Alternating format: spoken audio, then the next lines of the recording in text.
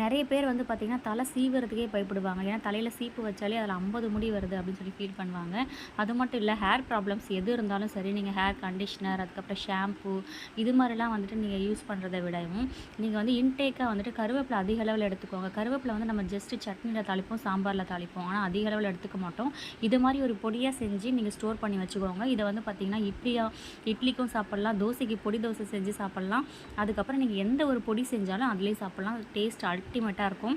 1 cup உளுந்து, அதுக்கப்புறம் கடலைப்பருப்பு, மிளகு, சீரகம் லைட்டா வந்து ஒரு வெறும் வானல்ல ரோஸ்ட் பண்ணி தனியா எடுத்துக்கோங்க. அதுக்கப்புறம் நல்லெண்ணெய் 1 டேபிள் ஸ்பூன், பூண்டு தட்டி வச்ச பூண்ட வந்து ரோஸ்ட் பண்ணி அதையும் எடுத்துக்கோங்க. 2 கைப்பிடி அளவு கருவேப்பில, அதுக்கப்புறம் கொஞ்சமா காஞ்ச மிளகா, புளி இது 3த்தையும் போட்டுட்டு நல்லா அந்த ஆயில்லேயே வந்துட்டு லைட்டா வந்து ரோஸ்ட் பண்ணிட்டு அடுப்ப ஆஃப் பண்ணிடுங்க. அந்த ஹீட்லேயே வந்து பார்த்திங்கன்னா, அப்படியே மொறு மொறு மொறுன்னு ஆயிடும்.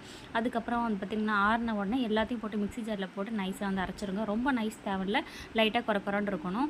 அப்புறமா வந்து பார்த்திங்கன்னா, இது நல்லா வந்து ஆற விட்டதுக்கு அப்புறமா ஒரு டைட்டான கண்டெய்னர்ல போட்டு ஸ்டோர் பண்ணி வச்சுக்கோங்க.